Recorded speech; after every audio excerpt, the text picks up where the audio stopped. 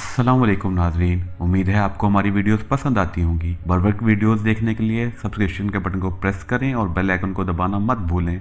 आइए चलते हैं अपने बक़िया हिस्से की तरफ। बिस्मिल्लाहिर्रहमानिर्रहीम। अस्सलाम वालेकुम। सही मुस्लिम हदीस नंबर 1039।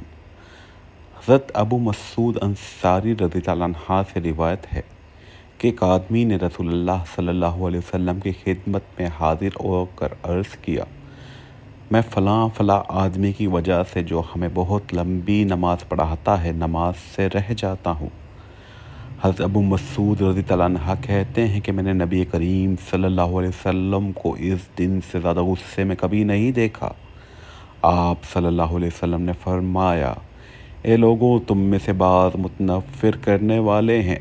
तुम में से जो लोगों की इमामत करे तो वो तख़फ़ीफ़ करे, क्योंकि इसकी इब्तिदा में बूढ़े, कमज़ोर और हाजतमंद लोग होते हैं। मतलब कि जो भी इमामत कराए छोटी रकातें पढ़ाए, क्योंकि उसके पीछे पढ़ने वालों में बच्चे भी होते हैं, बूढ़े भी होते हैं और हाजतमंद लोग भी होते हैं।